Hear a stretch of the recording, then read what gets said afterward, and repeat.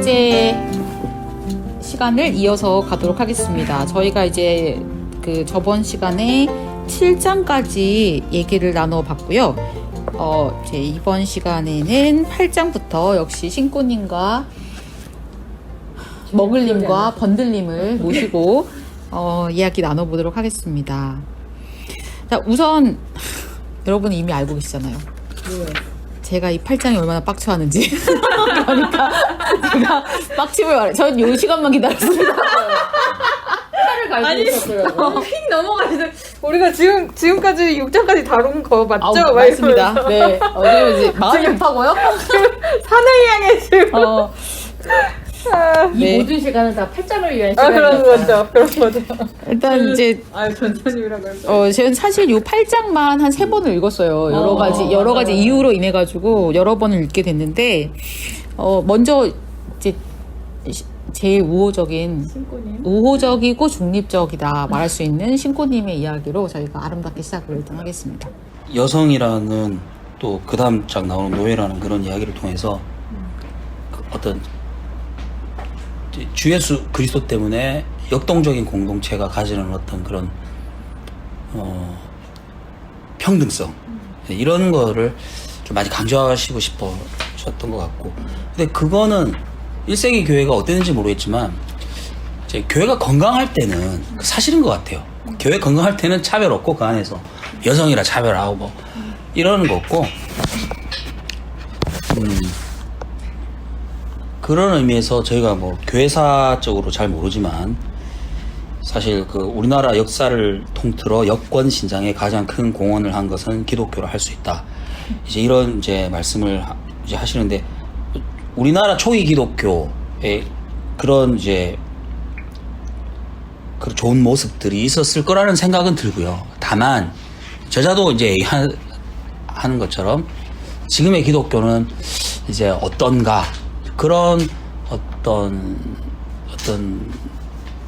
의문점, 문제의식 이런 걸 가지고 생각해 보게 하는 그런 장이었던 것 같습니다. 엄숙하게. 왜 이렇게 말씀을 조심하세요? 그리고 그 마부 그 부분은 저도 좀 뭐랄까 마음에 와닿았던 것 같아요.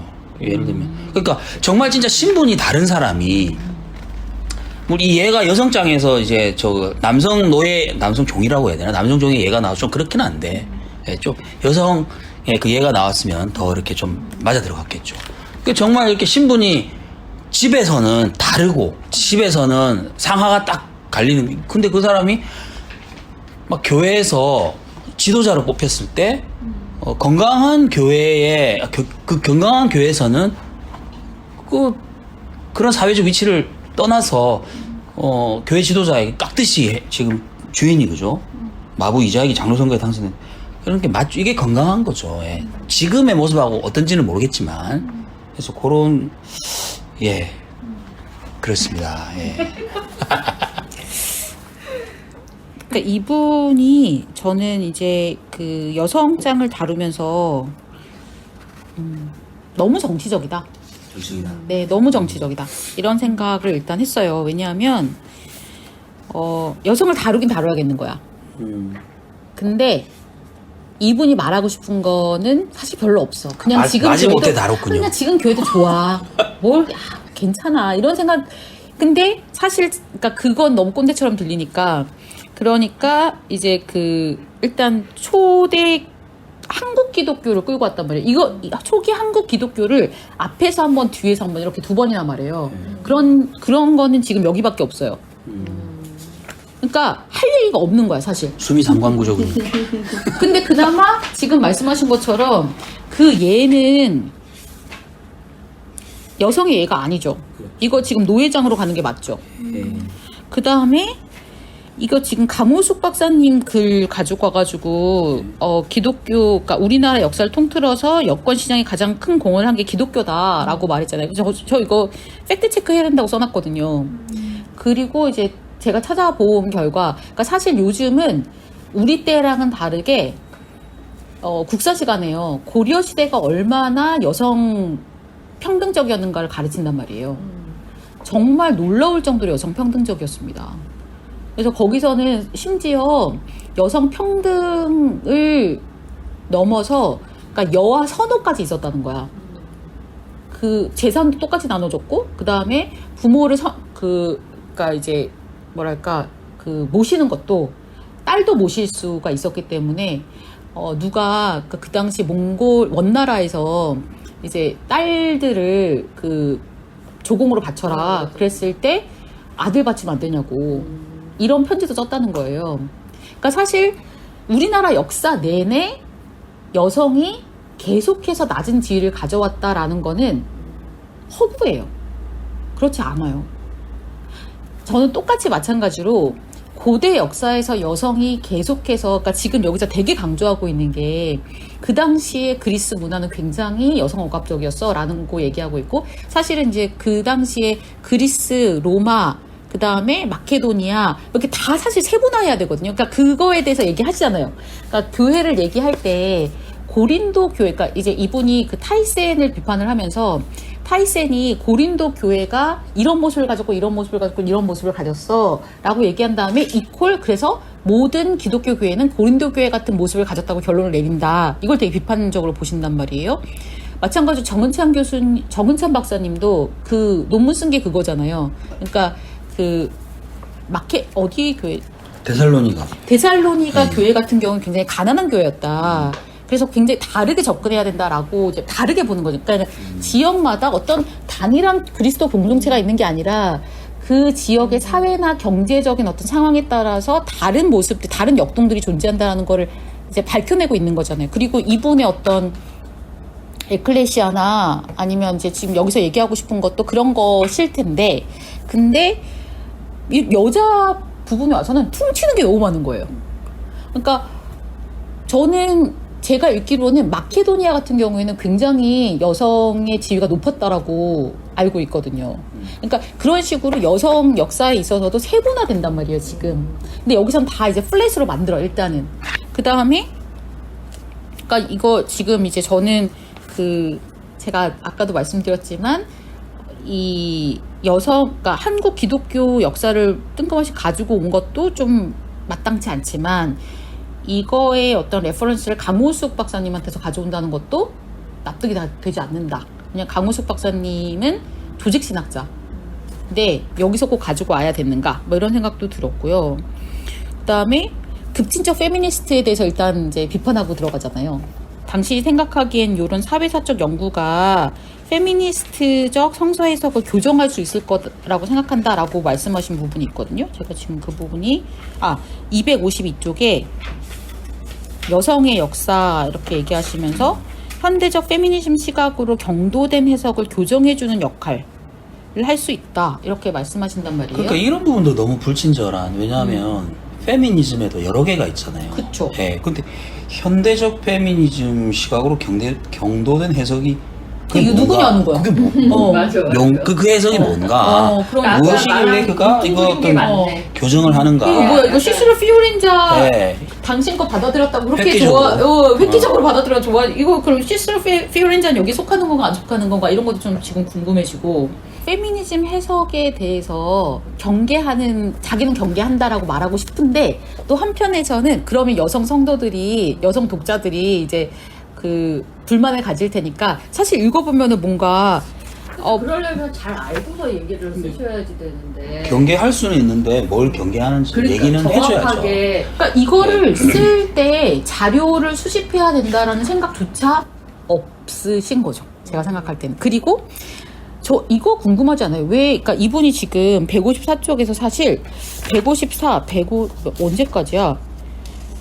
계속해서 공간을 얘기한단 말이에요. 왜 이렇게 공간에 집착해야 되는가? 그러니까 로버트 뱅크스가 재구성한 그런 그 예배 모습을 보면 남자 여자가 같이 앉아서 그런 식의 모습이 일반적인 시각인데 그것을 아마 교정하고 싶었다? 실제로는 그런 것은 아니었다. 근데 그게 분명히 남녀 여성 시설 부동생인가? 그게 여성의 위치라는 장에 들어갈 만한 내용은 아니죠. 그러니까 차라리 공간이나 아니면 어떠한 곳에서 모였었냐라는 얘기가 앞에 나와 있잖아요. 그러니까 그런 풍경의 어떤 그걸 묘사하는 데 들어가면 되지만 이게 예를 들어 뭐 아이와 어른이 따로 앉았다라는 것과 이게 뭔 맥락상에 다르냐는 거지. 이게 그러니까 제 생각에는 이걸 통해서 말하고 싶은 거는 초대교회가 상당히 보수적이었다라는 얘기를 하고 싶은 거인 것 같은 거예요. 저는 좋게 해석해 주자면 그 시대가 확실히 가부장적 사회였다. 예. 그러니까 그 얘기를 하고 싶은 거야. 그 그렇죠. 얘기를 하면서 이 얘기인 것 같아요. 153쪽에 이 얘기를 하고 싶은 것 같아요. 이제 그러니까 가부장 적이면 그러나 신구약 성경이 압도적인 가부장 사회에서 파격적인 평등과 해방을 지향하는 문서였다는 사실은 분명하다. 이제 이 얘기를 하고 싶어서 실제로 이제 그때는 남녀 차별이 심한 사회였다. 그런 걸 얘기하면서 이제 공간에 대해서도 나누시고 뭐. 그러니까 공간 얘기를 하기 전에 이제 페이지 꼼꼼하게 한번 가보도록 하겠습니다. 153쪽에 보면 이분이 에베소서를 가지고 온단 말이에요. 에베소서가 진본 바울 서신에 들어가나요? 아닌데 이제 그렇게 이제 근데 그렇게까지- 근원이로는 이제 그러니까 퉁치- 그것도 저는 네. 그러니까 이분이 어쨌든 시카고에서 박사학위를 하셨고 분명히 거기에 대한 논의를 알고 계실 텐데 그것을 구분하지 않고 쓰시고 계시다는 거예요. 네, 오케이. 그렇다면 이제 한국 사회에서 한국 기독교에서는 대부분 다 바울 진본 서신으로 인정해야 되기 때문에 이렇게 썼다면 그 다음에는 질문은 에베소서 5장 25절에서 30절이 놀라운 양성평등을 지향한다. 이 말 어떻게 생각하세요? 그러니까 이 해석은 일단 그 이 진본 서신이라고 생각하고 이분이 쓰신 건 아닌 것 같고요. 왜냐하면은 그 이제 위명 서신에 대한 논란이 있잖아요. 이제 이것이 그 진본 서신이 아니더라도 제 기독교 그러니까 그 바울 후대 제자들에서든지 뭐든지 어쨌거나 교회에서 받아들여진 윤리 사상이었다라는 의미에서 그냥 그런 깊은 논의까지는 안 하고 이렇게 쓰신 것 같고 다만 이런 해석은 이게 가정 코드인데 뭐랄까 얼핏 보면은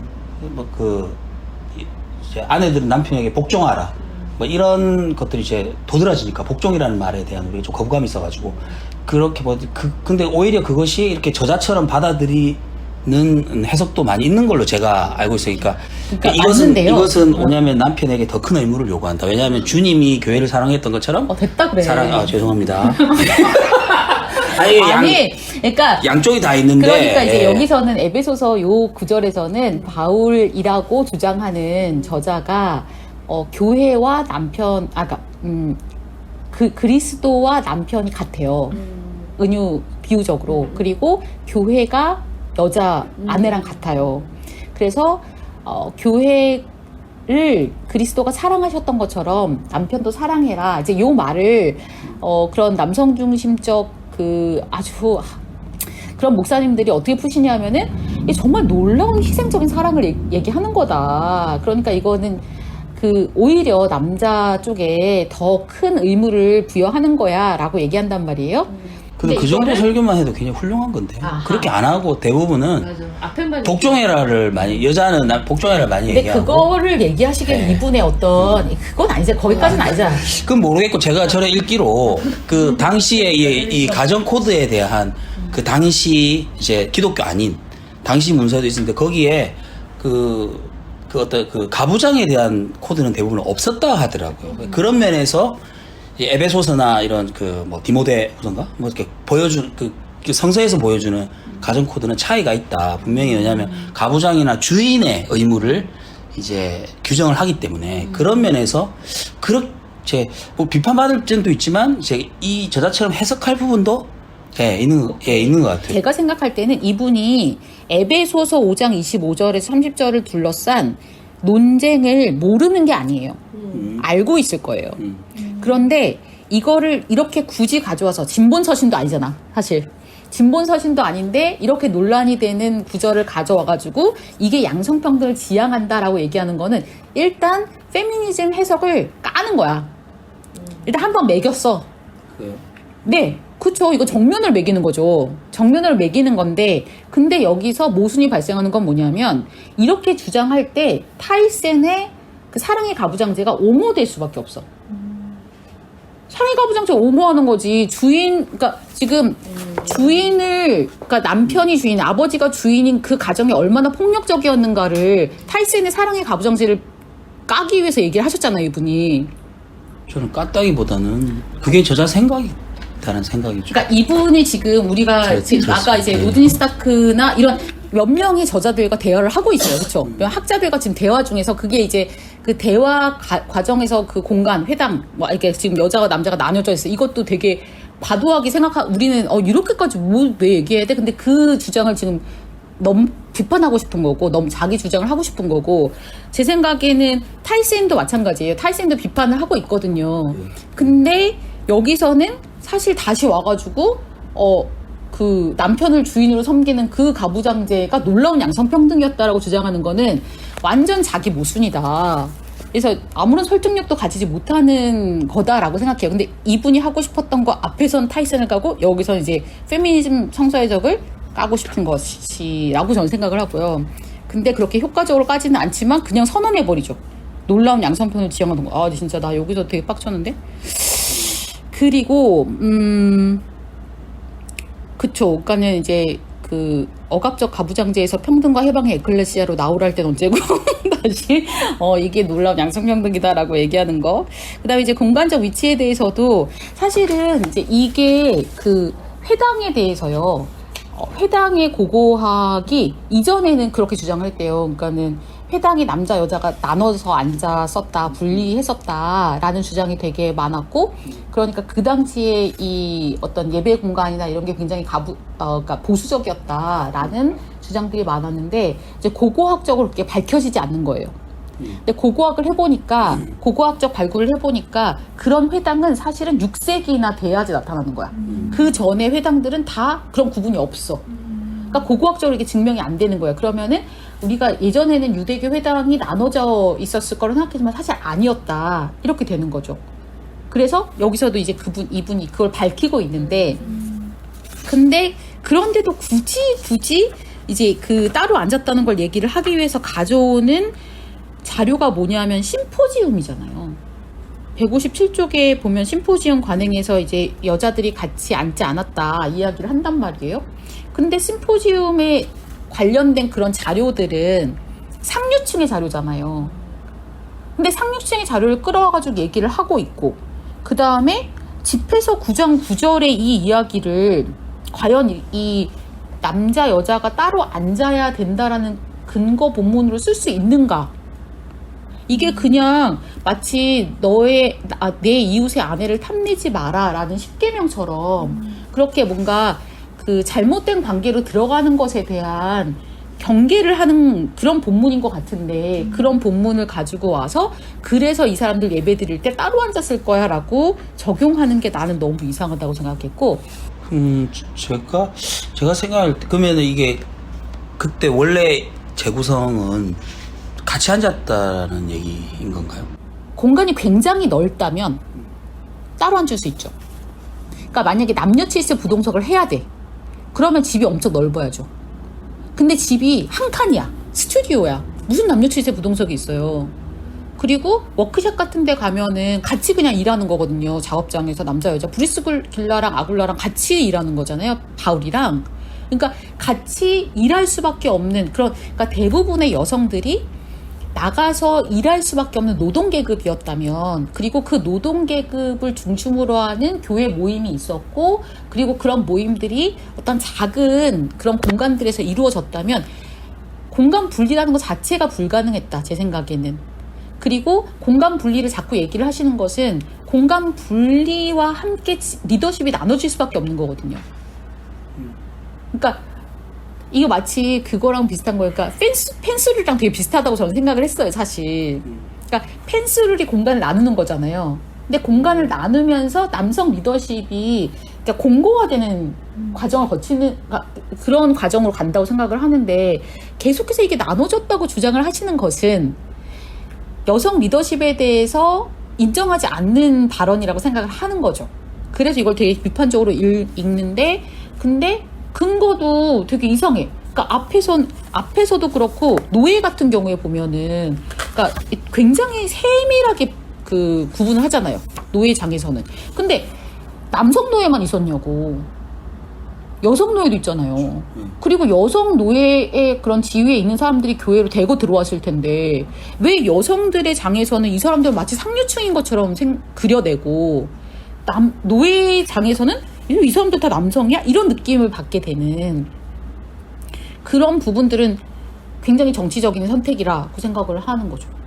저는 이제 좀 조심스러운 거는 이제 저자가 혹시 말씀하신 대로 그 공간에 대해서 당시 1세 교회를 재구성한 것이 그냥 뭐 지면상 근거를 안 된 것인지 있는데 이렇게 그냥 얘기하신 것인지 아니면은 말씀하신 것처럼 그가 가진 어떤 선입견에 의해서 이런 해석이 재구성이 끌려 나온 것인지는 제 경우는 좀 판단 보류인 것 같습니다. 난 예. 솔직히 잘 모르겠어요.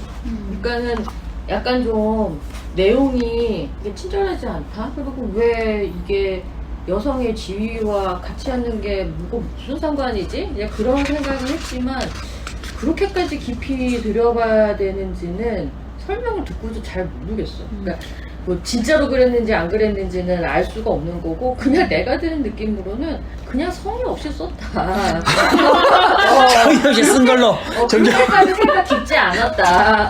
그냥 잘못하셨네. 여성에 대해서 쓰려고 했는데 아는 게 별로 없는 거지. 명목상 표현. 그래서 생각해낸 게 따로 앉았냐 같이 앉았냐가 여성이 들어가니까 그냥 여성을 썼을 거다. 그냥 난 그렇게 생각했어요. 그럴 수도 있겠네요. 네, 그래서 그렇게까지 깊이 생각했을까?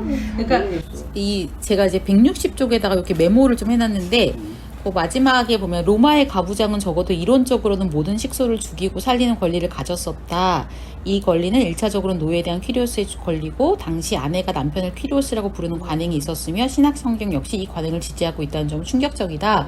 라고 썼단 말이에요. 근데 이걸 이제 앞에서는 일단은 그 로마의 파트리 파밀리아에 대해서 반박을 일단 하셨었고 그 다음에 고린도 교회와 마케도니아 교회, 고린도 교회와 데살로니가 교회 달랐을 거야 라고 말씀을 하셨으니까 그렇다면 그러니까 여기서도 고린도 교회와 마케도니아의 교회들 혹은 고린도 교회와 그런 그 좀 가난한 교회들과는 구분을 해서 말씀을 해주셨어야 되는 거 아닌가. 그리고 처음에 시작하실 때부터 이게 1% 상류층의 어떤 정치사가 아니라 99%의 사회사를 가지고 내가 성경을 접근하겠어 라고 하셨다면 여성도 똑같이 그렇게 접근을 하셨어야 되는데 왜 여기서만 이 뭔가 이 관점이 달라지는가에 대한 이제 그러기까지 별로 이 장에 대해서 그래서 성의가 없다. 성의가 없는 거지. 그리고 맞습니다. 아까 말한 것처럼 그냥 자세히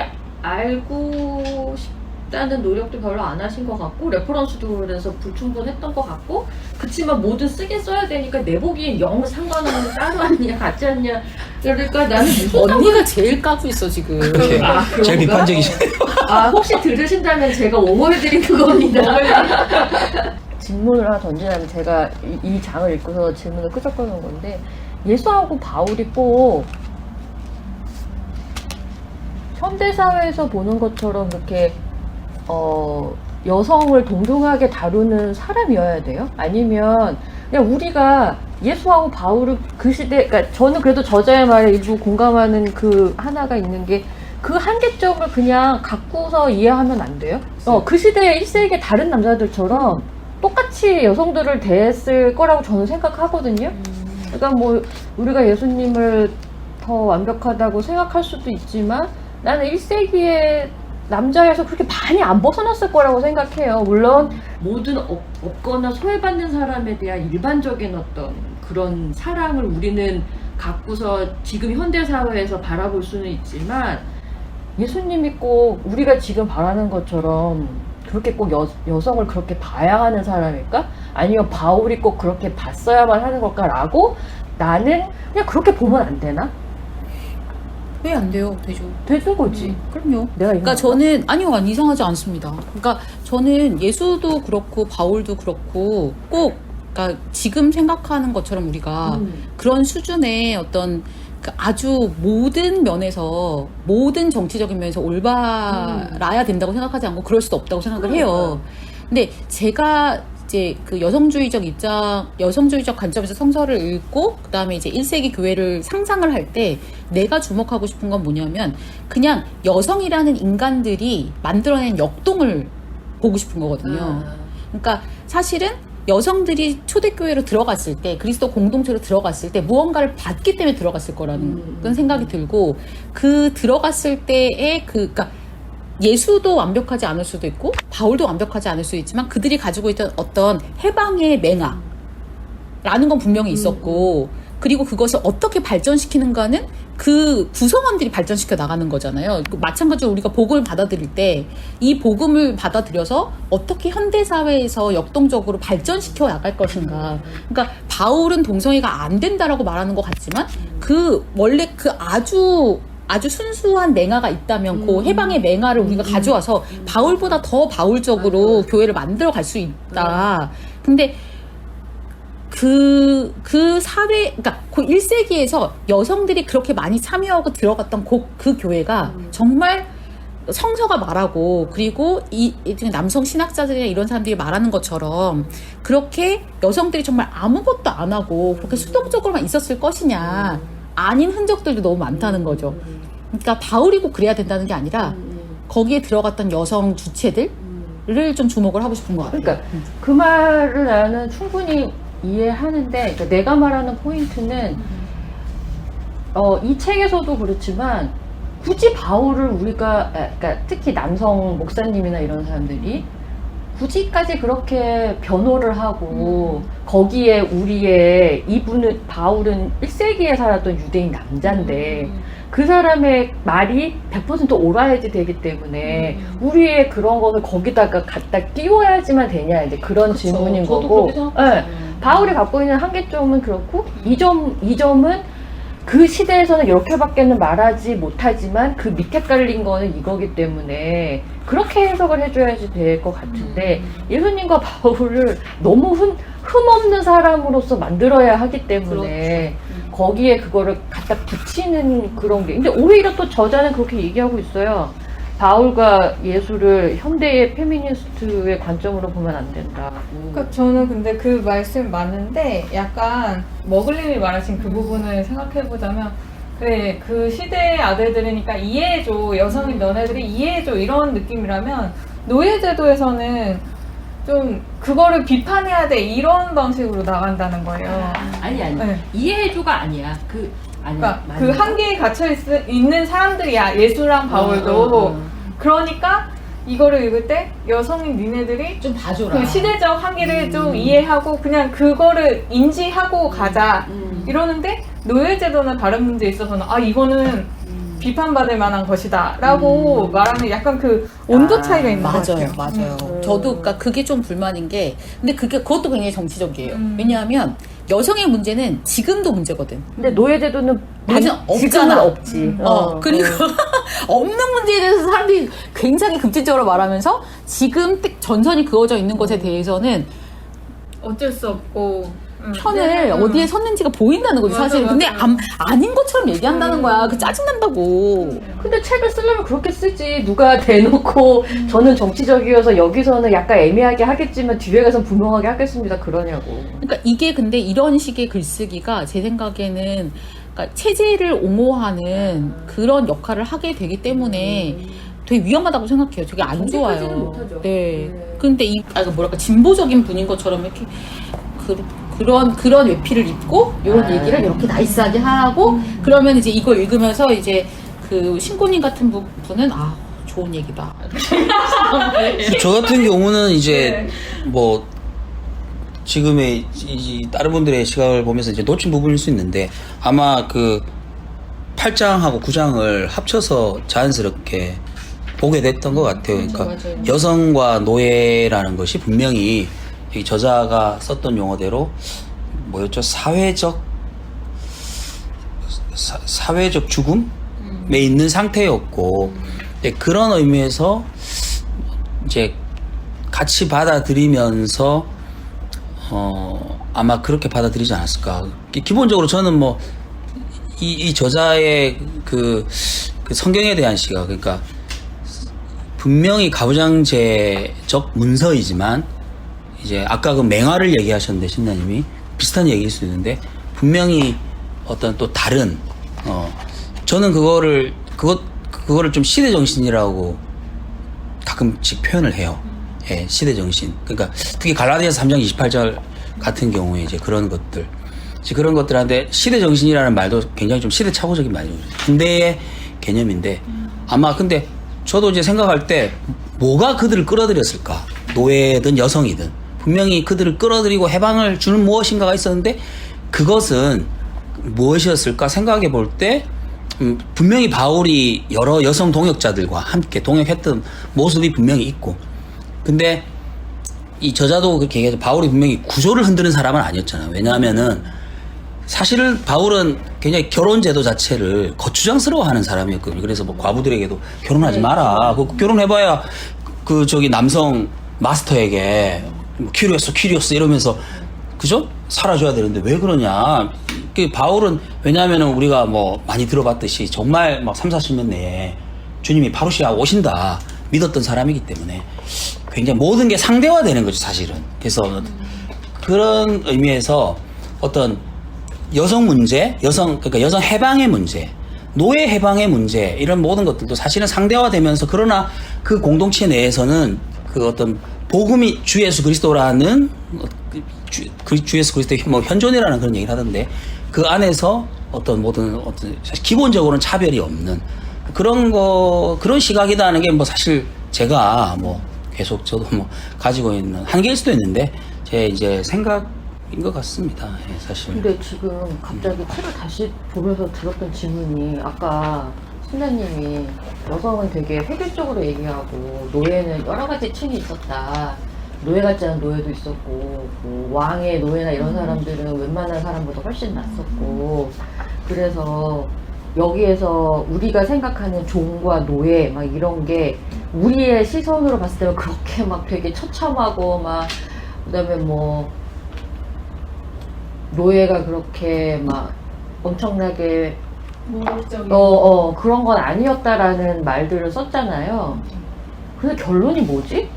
그래서 말하고자 하는 게 뭐지? 갑자기 기억이 안 나네. 근데 저는 이제 그 노예 부분을 지금 8장에서 이게 넘어가도 되는지 모르겠는데 네, 넘어갔어요. 제가 이제 느끼기에 저는 이 로마 제도, 이 저자가 묘사하는 로마 제도의 노예 제도 언제든지 노예에서 자유인으로 될 수 있고 자유인으로 됐지만 명예는 없고 그 다음에 또 자유인에서 금방 경제적인 그 위치에 따라서 노예로 떨어질 수 있는 이런 시스템 자체가 굉장히 좀 비인간적이고 저는 오히려 그 자체 그 로마 제국 자체를 떠받치고 있는 이 노예 제도 자체가 굉장히 좀 뭐랄까 불안정하고 굉장히 좀 잔인한 제도라는 그런 생각이 사실은 좀 들더라고. 이 노예 제도는 사실 여성을 포괄하는 거잖아요. 예. 그리고 이제 그런 생각이 사실 굉장히 좀 들었고. 그래서 이 장의 주제를 잘 모르겠네. 그래서 그랬다. 그러니까 읽을 때는 아 그랬구나. 내가 생각했던 것보다 되게 다양했었고 여기는 뭐 셀러리맨 다음에 뭐 자영업자 뭐 이런 말도 나오는데 그러니까 꼭 노예라고 처신이 꼭 나쁜 것만은 아니었다 뭐 이런 얘기. 근데 이제 극소수에 기본적으로 상위 몇 %에 해당하는 예를 들면 가이사의 집안이나 이런 노예들 그다음에 그리스 출신 노예로서 뭐 막 가정교사나 이런 노예들 그런 뭐 노예들이 좀 괜찮은 수준이었지 전반적으로는 저는 그렇게 읽었거든요. 전반적으로 노예는 아까 말한 것처럼 사회적 죽음의 상태 그리고 대부분이 그랬고 그 시대에 뭐 그런 좀 얘기를 하는 것 같이 느꼈어요. 그러니까 이게 기본적으로는 그러니까 이제 그 아까 사회적 지위의 불일치가 되게 중요한 이슈였던 것 같아요. 그러니까는 노예 중에서도 되게 잘 사는 사람이 있었고 자유민 중에서도 못 사는 사람이 있는 반면 뭐 이제 이 사람 근데 이제 그 노예들 같은 경우에는 돈이 있어도 공적으로는 이제 진출할 수 없고 여성도 마찬가지고 그런 사회적 불일치들이 해결되는 공간으로서 협회나 교회 공동체나 이런 공간들이 뭔가 이제 그런 역할을 하는 거거든요. 근데 그 얘기를 여기서 하고 있는지는 잘 모르겠는데 이제 제가 그건 그냥 주워 들은 거고 저자께서 하고 싶은 말 180쪽이 있는 거 아니에요? 노예는 그리스도 안에서 새로 창조함을 받은 그리스도인들은 모든 사회적 장벽과 구별을 넘어서는 삶을 요구받는다고 믿었다. 뭐 얘기하고 싶으신 것 같아요. 근데 저는 이게 노예 뿐만 아니라 여성도 마찬가지였을 거라고 생각하고 그렇기 때문에 그들의 어떤 활동들이 되게 그 안에서 활발했고 그게 나중엔 정치적으로 부담이 됐고 그러니까 나중에 목회서신이나 이런 누가복음 행전에서 이제 그들의 어떤 역할들을 이렇게 뭐랄까 그야말로 이분이 말씀하신 대로 속도 조절하려는 그런 시도들이 나타났었다라는 걸 밝혀주는 게 중요하다는 거죠. 그러니까 그렇게 누가행전이나 아니면 목회서신에서 그리는 그런 상태의 공동체가 처음부터 있었던 게 아니라 굉장히 폭발적인 어떤 에너지들이 계속해서 있었는데 그걸 억눌러야 되는 상황이 왔고 그것에 의해서 필요에 의해서 나온 게 그런 어떤 그러니까 3세기, 4세기 가서 이제 로마의 제국이 될 때, 로마 제국의 종교가 될 때에 기독교까지 간 것이지 처음부터 그런 모습이 아니었다라는 걸 말하는 게 중요하다. 뭐 이렇게 개인적으로 생각을 하고 있는 거죠. 10장으로 넘어가 볼까요? 뭐지? 지적 수준. 지적 수준. 보신 시점. 네. 뭐 지적 수준 높았다. 뭐 이렇게 어떻게 읽어주세요? 저는 뭐 이제 그렇구나라고 생각하고 그냥 넘어갔어요. 여기서는. 네, 여기서는 질문이 뭐였냐면 네. 예수님이 글을 못 읽어도 되는 거 아니에요?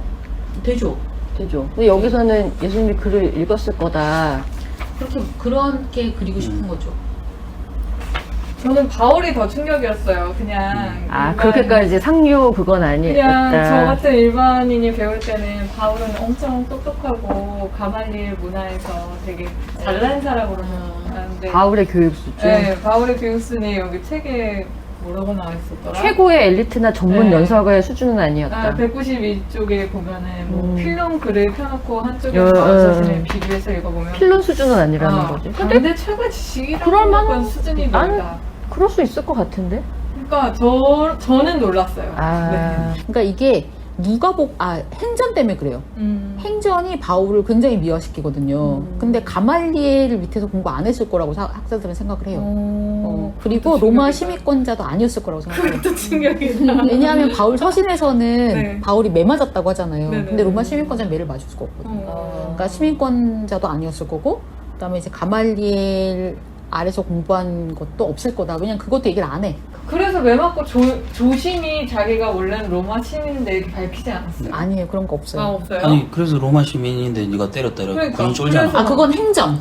행전이. 예. 행전에서 서신에서 없다는 거지. 근데 서신에서는 없고. 지금 뭐 그걸 다 떠나서 우리가 이제 이게 지금 우리가 바울을 좀 상대할 필요는 좀 있는 것 같아요. 바울이 성경의 신약의 뭐 반 이상 쓰다 보니까 있을 수 바울 없는 일이야, 네. 예 그렇게 하는데 바울이 사실은 굉장히 뜨거웠다가 불안정했다가 그런 사람 좀인 것 같아요. 지금 말한 것처럼 일관성이 어떨 때는 없을 수도 있고 막 여성들하고 엄청 막 일을 했으면서 또 막 여성들 교회에서 말하지 마라 뭐 그 상황이 있었겠지만 뭐 그런 얘기들도 하고 그 다음에 막 이게 또 외로워하기도 하고 뭐 이런 여러 가지 또 막 이렇게 수사학적으로 막 저주를 퍼붓기도 하고 막 이렇게 좀 아무 말 하여튼 설득을 시키기 위해서 아무 말 하는 제가 받은 느낌은 근데 그런 모든 것들이 사실은 바울인 것 같고 그래서 오히려 지금 비판받아야 될 지점은 진짜 교회에서 강단에서 막 바울이 무슨 말 했다 해가지고 막 그죠? 그러니까요. 그거 하나 딱 가져와가지고 바울의 다층적인 그런 면을 보는 게 아니라 바울이 뭐 여성들을 가르치지 마라 이렇게 했대가지고 막 안수 안 주고 막 이런 것들이 사실 비판받아야 되는 바울의 말을 절대화하는데 그것도 선택적 취사적 절대화 이렇게 하는 것이지 사실은 오히려 지금 이제 우리 안들님께서 얘기하신 것처럼 이렇게 바울을 상대화하고 시작하면 오히려 더 바울을 좀 다층적으로 보고 거기에서도 오는 더 큰 뜻이 좀 있을 거라 저는 생각이 근데 듭니다. 뭔가 목사님들조차 바울을 상대한다기보다는 바울의 말에 맞춰서 우리를 상대화시키고 어떤 교회 제도를 상대화시키고 이게 교류화하고. 네, 그게 더 익숙하다 보니까 그러니까 저는 어떤 생각이 드냐면 바울이 별로 못 배운 사람이어도 상관이 없고 예수님이 문맹이어도 상관이 없어야 된다고 저는 생각하거든요. 그러니까 예수님이 글을 읽을 수 있었으면은 성경의 말이 진리인 거고 예수님이 문맹이면 그게 다 흔들려 버려야 되는 건가? 바울이 엄청나게 1%, 상위 1%의 엘리트였었어야지만 그 성경이 어떤 힘을 갖는 거고 뭐 여기서 그렇다고 바울이 무식한 사람은 아니잖아요. 그러니까 뭔가 베드로 뭐 어부 이쪽은 좀 이해가 되는데 아, 바울이면 그러면 안 돼. 그렇게 듣지를 않았던 거죠. 그러니까 꼭 그런 포지션에 있어야지나 성경이 꼭 힘을 가져야 되냐. 뭐 그렇진 않죠. 네. 그러니까 그러면은 그게 바울이라는 사람이 어떤 그런 거에 따라서 이게 흔들려야지 되는 건가? 저는 오히려 그런 생각이 들어서. 근데 오히려 그러니까 필론하고 바울을 비교를 하면서 그러니까 필론은 굉장히 부자거든요. 진짜 완전 명문가의 이 사람인데 근데 이 필론의 글과 바울의 글은 완전 다를 수밖에 없어요. 근데 그렇기 때문에 바울이 매력적이라고 얘기하시는 분들도 많거든요. 그러니까 필론은 별로 잃을 게 없는 자야. 근데 그러니까 서 있는 자리 자체가 잃을 게 없어? 누가 이렇게? 서 있는 자리 자체가 다르니까 그러니까 바울의 글이 나오는 거예요. 바울 진짜 열정적이고 막 진짜 좌충우돌하고 그러니까 바울이 완전 초 엘리트 그룹이었다. 그러면 그런 글을 쓰지 못했을 거고 이런 운동에 참여하지 않았을 거라고 저는 생각하거든요. 그러니까 나는 그냥 있는 그대로 봐주면 더 좋을 것 같은데 이 사람을 있는 위치에서 더 높이 그죠. 그래야만 할 것 같은 그런 나는 압박을 느낀 거예요. 그러니까 그렇게 안 둬도 된단 말이라는 얘기를 하고 싶은 그러니까 거예요. 예수님이 뭐 문맹이었을지라도 뭔가 예수님은 예수님이니까 신이니까 모르는 게 없을 거라도 왜 막 예수님이 똥 쌌을 거야 이런 생각 안 하잖아. 똥 쌌죠? 네, 똥 마셨고. 저는 이제 예를 들면 저는 또 바울을 어떻게 받았냐면 바울이 했던 말 중에 네. 다 경중이 같다고 생각지 않아요. 그러니까 이상한 말도 했고 심지어는 쓰레기 같은 말도 했고 그렇지만 지금도 통하는 보편적인 진리를 말한 것도 했고 그런 것들이 살아남는 거죠. 그러니까 막 우리가 이제 바울의 말들을 성경을 취사 선택해가지고 막 우리 마음대로 난도질하다 그런 얘기가 아니라 분명히 바울이 어떤 특정한 교회에 상황적인 상황서실을 썼기 때문에 근데 그 중에서 우리가 예를 들면은 그러니까 예를 들면 바울이 그런 얘기 했잖아요. 막 여자가 죄를 짓지 않았냐, 여자 때문에 죄가 들어오지 않았냐. 그러니까 여자는 뭐 교회에서 뭐 이런 얘기는 분명히 그건 바울의 진본서신에 들어가는 얘기예요. 분명히 했단 말이에요. 근데 그걸 갖다 그거를 지금도 통하는 보편적인 진리로 받아들일 거냐는 거. 바울이 창조 질서를 얘기하면서 그렇게 얘기했다고 해서 약간 영감차게 그렇죠. 망령이 예, 바울은 그 얘기도 했지만 분명히 갈라디아서에서 남자 여자는 그리스도 안에서 하나다 얘기도 분명히 했고 그리고 그 여성 동역자들하고 사역하는 모습을 분명히 보여줬단 말이죠. 그리고 바울이 막 여성 혐오하고 그런 쓰레기였으면 어떻게 바울이 그 교회에서 그의 말이 나중에 성경이 되고 교회에서 읽혔었겠어요. 반 이상 여성이었는데 그러니까 그런 것들을 봐서 분명히 그러니까 그 바울의 말들에 경중을 두는 것을 두려워할 필요가 없다. 분명히 전체적으로 보고 다층적으로 입체적으로 바울을 봐야지. 그런 거를 두려워하지 하지 않았으면 좋겠다. 탈신화화. 신화화하면 안 된다. 저도 동의하는데 이 책에도 그런 말이 있어요. 이건 편지잖아요. 그러니까는 편지고 그 교회 상황에 맞게 내가 요즘에 만약에 어떤 지방에 대해서 내가 권면할 처지에 있는 사람이라면 그 교회 상황에 대해서 생각해보고 나는 무슨 말을 쓸지 이렇게 해서 그걸 전달하는 게 편지잖아요. 그러니까 지금 신부님이 말한 것처럼 그 편지의 모든 말의 100%가 다 어떤 복음이 뭐라고 말해야 될까? 진리고 진리고 그건 아니란 말이에요. 그냥 상황상 있는 말일 수도 있는데 그거 하나만 끄집어내갖고 앞도 다 자르고 그렇게 하면 안 되는 거죠. 이 저자 자체도 바울 서신의 어떤 일부는 그거를 복음에 근거한 것이 아니라 그 상황적인 거를 묘사한 거라고 말하는데 그 상황에 우리는 불을 켜고 달려들면 그건 아니라는 거죠. 그러니까 그 큐티나 뭔가 이렇게 말씀 뽑을 때 한 구절씩 뽑아서 이렇게 묵상을 하잖아요. 이 버릇이 있다 보니까 뭔가 바울은 다 옳은 말을 했을 것 같고 괜히 성경이 된 게 아닌 것 같고 그러니까 그냥 여기서 서술하는 바울에 대한 얘기라던가 예수님도 뭐 아까 말하신 문맹이라던가 공교육을 받지 않으신 것으로 보이지만 히브리어를 어느 정도 읽을 수 있었던 것처럼 추정 가능하다. 이 말을 들었을 때 저 같은 사람들 동공이 흔들리는 거지. 그래? 그랬어? 막 이렇게 그랬을 수도 있지만 네. 누구야? 그 사람 역사적 예수 쓴 사람 누구지? 역사 예수요? 네. 크로산? 크로산 책에서 보면은 그 당시에 문맹률을 생각하면 예수님은 당연히 문맹이었을 거다라는 말이 나오거든요. 그러니까 물론 뭐 다른 걸 다 하는 거 아니죠. 저는 그게 오히려 더 충분히 설득력이 있다고 봐요. 어떻게 그 시골에서 목수하던 사람이라고 하면 되나? 그게 그분만 갑자기 어떻게 글을 배워?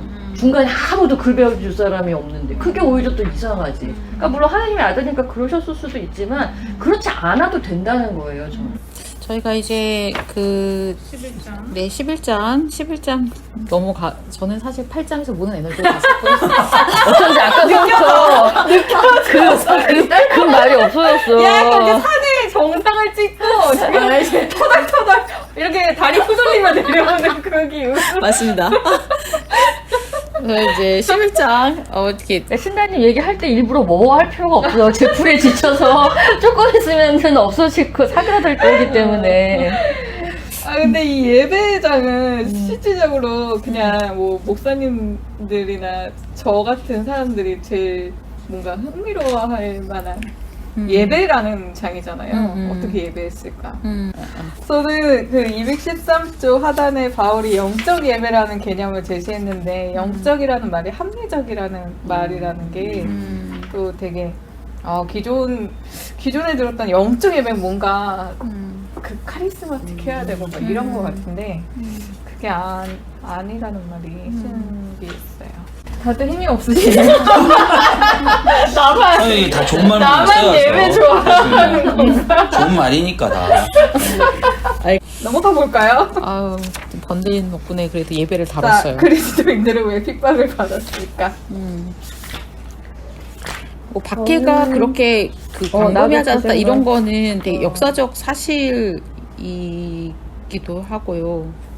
되게 박해 받았을 것 같은데 그건 또 아니군요. 박해는 이제 그보다 더 좀 뒤에 이제 대대적인 네. 박해가 있었고 초기에는 그렇게까지 전국적으로 그런 박해는 아니었다. 바울 때는 옆에 그런 사람이 식의- 보고 이렇게 좀 찌르거나 그것도 어떤 종교적인 이유라기보다는 뭐였지? 경제적인 이유예요. 네. 네, 뭐 그렇게 조합처럼 같이 일하면 거기에 와야 되는데 와서도 혼자 딴짓하고 뭐 그렇게 했을 때 그런 것 때문에 옆에서 찔렸을 가능성이 많다 이렇게 보는데.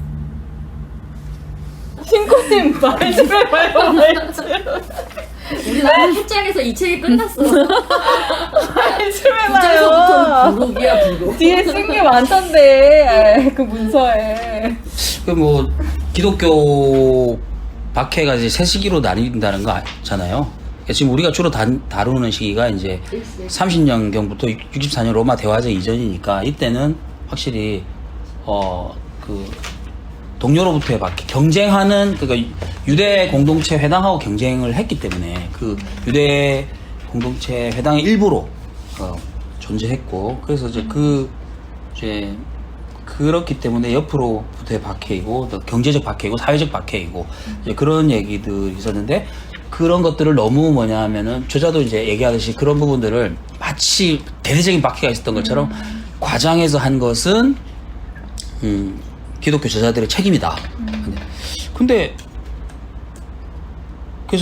그래서 이분이 얘기하시는 게 이제 박해를 불사하는 충성을 그리스도의 정체성의 핵심으로 삼는 것을 비판하는 거잖아요. 아마도요? 그죠? 예, 너무 그렇게 가지 말자. 예, 근데 분명히 이제 그 후에는 그렇고 기독교 2000년 역사에 있어서 대대적인 박해가 분명히 있었거든요. 예. 그래서 사실은 이 마지막 부분에서 조금 어떤 논지를 세우려고 하는지 좀 이해가 안 되는 건 사실이에요. 또 끝에는 교회가 박해를 받을 때가 교회가 가장 강할 때였다. 맞아요. 이렇게 끝나는데 그래서 너무 과장하지 말자. 그래서 뭐 어쨌거나 아니면 그냥 자연스럽게 본인이 저자는 그냥 정보를 제공하는 건지 뭐 1세기 교회는 그런 건 아니었어. 심지어 계시록에 그 반모섬에 간 계시록을 쓴 저자도 뭐 박해 가운데 뭐 쫓겨난 게 아니라 거기 뭐 그냥 어떻게 가서 그냥 쓴 거야. 뭐 이런 얘기들이 그래서 딱히 써본 얘기 좀 그냥 별로 없다. 네, 그냥 1세기 교회 그냥 그렇다. 의견을 하시려면 쭉 하든가 해야 되는데 그렇게 별로 앞에와 뒤에 얘기가 그게 맞는 것 같아. 이게 하나하나 이렇게 네. 정합성이 없어요. 그러니까 칼럼 형식으로 쓰다 한 보니까 5번 앞뒤가 없냐. 사실 이제 이게 칼럼으로 처음 썼다 하더라도 네. 최고로 다는 걸 낼 네, 때는 이제 좀 앞뒤로 보완을 해야 쭉 되는데 하셔야 되는데 약간 별로 급히는 그럴 의도가 사연이 없었다. 많으셨나? 근데 여기 부록이 좀 챕터로 들어갔었으면 좋았겠다라는 의견을 내가 어디서 본 거였지?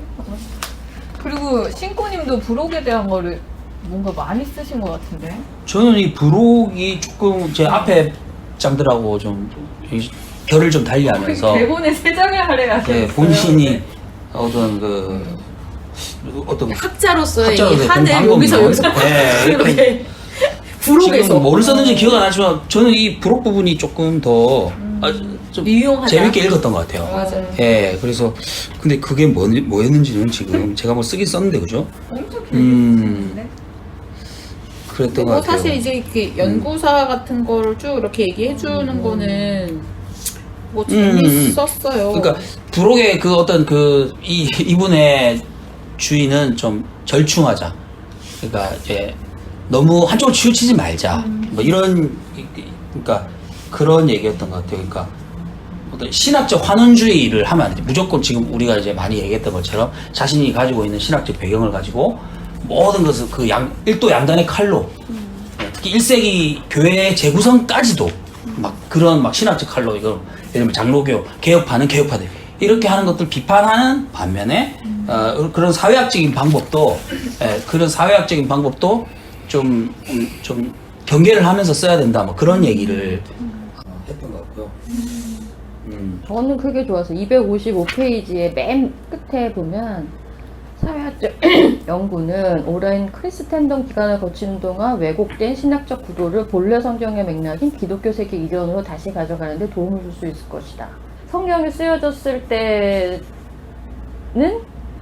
기독교인들은 주변인이었잖아요. 환영받지 못하는 사람들이 어쨌든 메인인 사람들은 아니었으니까. 그러니까 그 주변인의 시선과 그 입장이 그 성경을 쓴 정신이었을 거다. 근데 언제서부터 우리는 어떤 기득권이나 그런 어떤 기독교가 중심인 걸로 오랫동안 바라보고 있지 않나. 이 사회사적 연구에 따른 유용성을 저자가 왜 사회사적으로 성경을 읽는 걸 접근해야 되는 유용성을 뒤에 이제 접근한 부분이 있었는데 그것이 이제 바울 신학에 대해서 아니 제가 말을 하면 거기다가 보충을 해주셔야죠. 왜냐면 뭐 얘기를 들었는데 뭐 많은 얘기를 아니, 그거- 자기 할 일, 아니. 자기 할 일만 지금 하세요. 그게 그 지금 말씀하신 게 맞는 말이에요. 예, 그 마지막 부분. 그러니까 네 가지 중에 하나였기 때문에 사회사적 그 접근의 유용성 중에 하나가 이제 지금 머글님이 마지막으로 얘기하신 본래 성경의 맥락 예, 제대로 돼. 그러니까 지금 그죠 본래 성경의 맥락에 이제 우리가 이제 읽을 수 있고 그다음에 또 하나가 이제 바울을 제대로 이해하기 세관점 포함해서 그다음에 평화로 가는 길 이 얘기는 뭐냐면은 아까 자기의 전통을 상대화할 수 있다라는 거죠. 이 사회사적 접근을 할 때 막 자기께 다인 것처럼 막 절대적인 것 자기가 속한 어떤 그 신학이나 자기가 속한 진영의 그 신학은 그것도 역사의 산물이거든요. 필요할 때가 있었어요. 예. 근데 그것이 절대적인 거는 아니거든요. 좀 상대화해서 힘을 좀 빼자. 그런 데 있어서 이제 사회사적 접근이 굉장히 유용하다. 워워에. 그 다음에, 좀 이제 부족했지만, 좀 아쉽지만, 이 여성의 읽기, 사회사적 성경 해석은 남성 주도의 텍스트 해석의 문화를 상대화해서 여성 입장의 성경을 볼 수 있게 도와준다.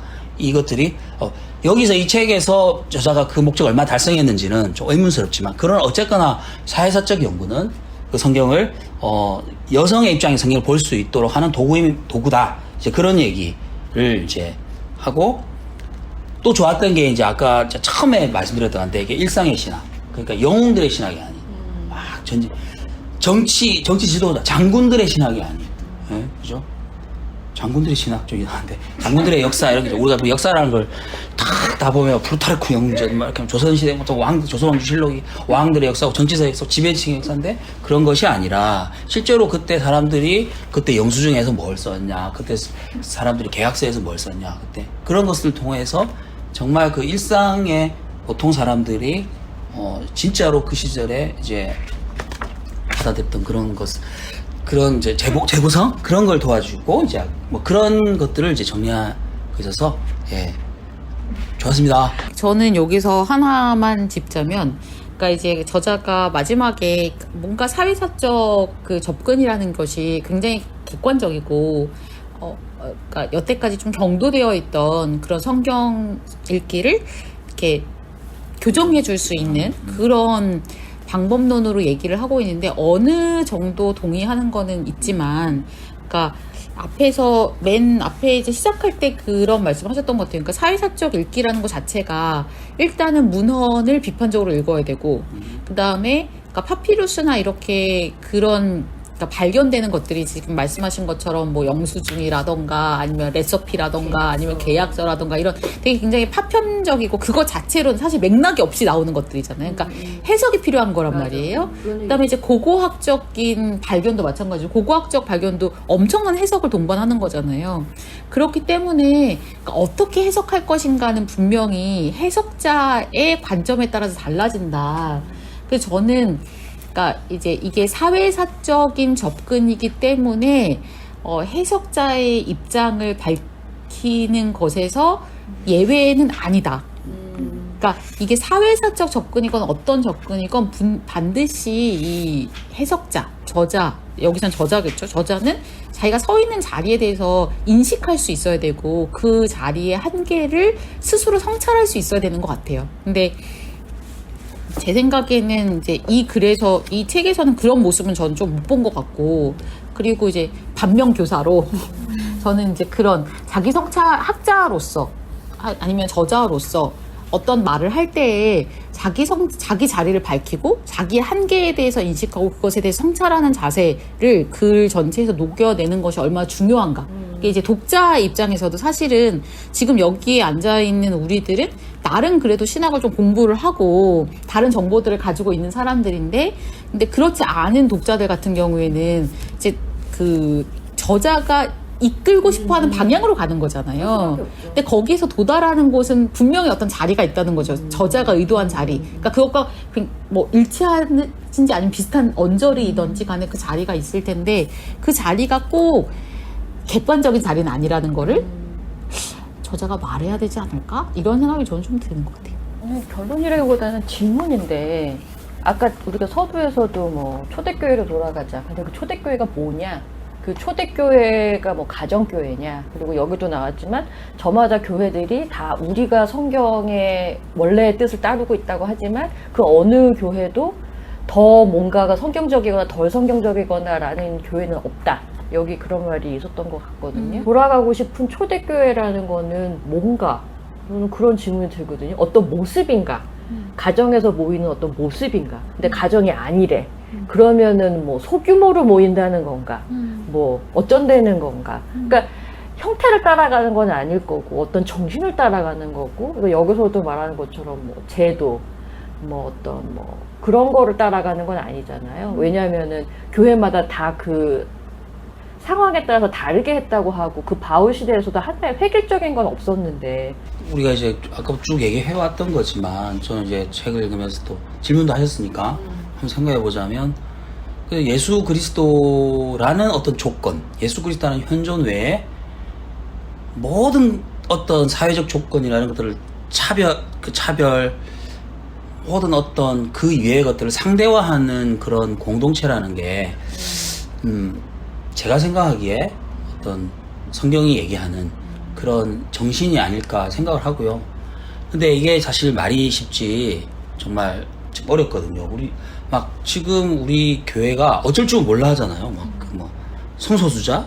그 다음에 사실 저는 이 교회 다니면서 노숙자 한 명이 그냥 어떻게 예배드리러 하는데 왜냐면 그 노숙자 우리가 가진 사회적, 경제적, 분명히 우리는 만나보지 못한 사람이 우리에게 왔을 때 정말 어쩔 줄 몰라 하는 것이 지금 우리라고 하니까 여러분은 아니겠고 제 수준이었고요. 그런 것들이 이거를 이제 현대적으로 이제 끌고 적용하면 지금 우리에게 몰려오는 난민이 될 수도 있고, 성소수자 문제도 있고, 여성의 문제도 있고, 이런 것들. 예수 그리스도라는 어떤 예수 그리스도 현존이라는 표현을 쓰셨던데, 그거 외에 모든 것들을 상대화하는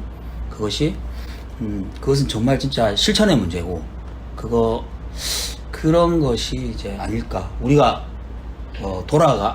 복원 혹은 뭐 정말 초대교회가 그랬다면, 근데 초대교회 이상이어야 되는 거죠, 사실은.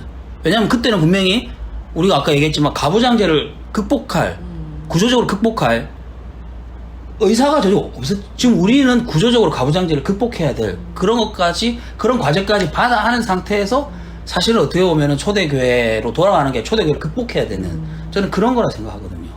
예. 지금 제 신고님 말씀하신 것처럼 뭔가 노숙자가 직접 딱 나타나고 교회 동성애 커플이 딱 들어오면 어쩔지 몰라서, 그러니까 이제 정치적 올바른 이야기를 할 수 있는 사람들일수록 그런 딱 타자가 딱 들어왔을 때 이걸 어떻게 해야 될지 전혀 준비가 안 돼 있는 공동체들이 대부분이잖아요. 그러니까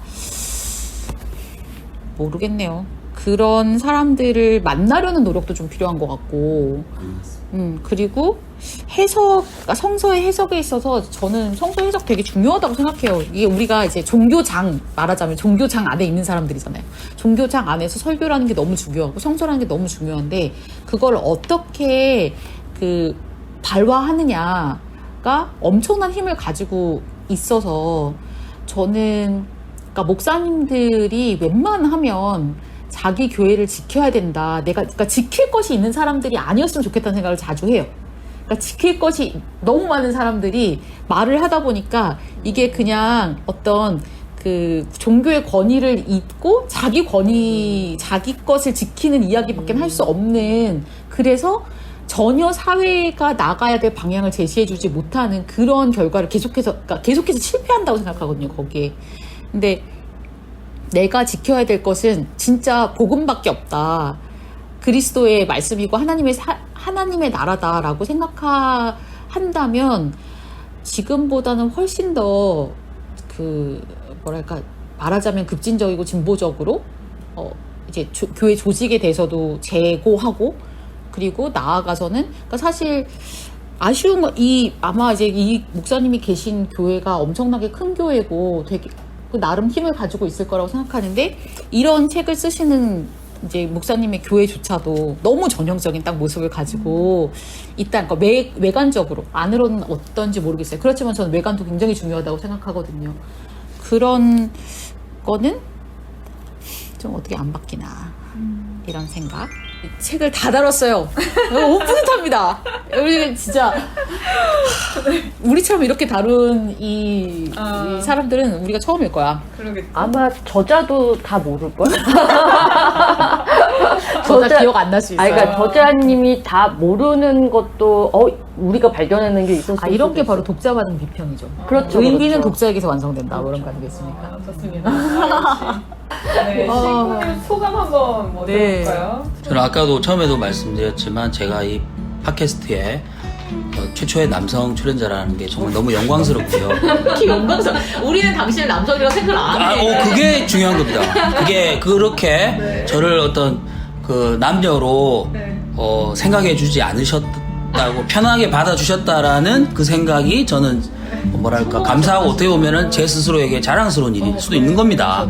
예, 그래서 그것에 대해서 너무 감사하고 오늘 정말 재밌었다라는 말씀을 전해드리고 싶습니다. 머글링. 뭐 얘기한 것 같은데. 네, 뭐 오랜만에 이렇게 좋은 사람들이랑 모여서 얘기하니까 좋았고, 그다음에 읽을 때는 얇은 책이라고 생각했는데 얘기하다 보니까 또 제가 몰랐던 그런 비유들도 있었고, 그래서 재밌었고, 다음에는 조금 더 아까 제가 원했던 건조한 책으로 한번 해보는 것도 재밌지 않을까 싶네요. 원장님 네. 힘드실 것 같은데. 네, 저는 제 입장에선 이것도 좀 이것도 건조하다. 방건조. 가습기 틀어놓고 읽어야겠다. 되게 촉촉한 책이에요. 그러니까 이거는. 사회적 실체로서의 교회, 이 단어 자체도 되게 여러 생각을 했어야 되는데, 일단은 함께 하니까 너무 풍성해서 좋았고, 초대교회에 대한 환상을 어느 정도 깰 수 있었고, 아까 신고님 말처럼 정말 넘어가야 하는 것들이 필요하다, 뭐 이런 생각이 들고, 초대교회에 대한 환상이 이렇게 있었는데 그거를 좀 이렇게 오늘 바삭하게 깨는 시간이 아니었나. 저도 엄청 재밌었고 일단 이제 어떤 책을 이렇게 잘근잘근 씹기 위해서 읽는 거 너무 재밌는 일 아니겠습니까? 저는 항상 이런 걸 너무 좋아하고 네. 너무 저의 이 수건삽이었던 신꼬님 그러니까요. 모시고 영입. 방송하기 이제 저희가 요거를 좀 이렇게 요 체제로 네. 안정시켜서 가면 네네네. 성공할 수 있잖아요. 성불님 성불이 말씀하지 무엇인가? 마세요. 나 성공하고 싶다. 이렇게 모였는데 2년 걸렸는데. 그렇지만 이제 신부님 네. 오늘 재밌다는 걸 아셨단 말이에요. 아, 이런 거 어디 가서 이런 말 이렇게 털어보겠어요. 그쵸? 입 많이 털었습니다. 재밌네. 후련해. 그니까. 오늘 너무 감사합니다. 네. 수고하셨습니다.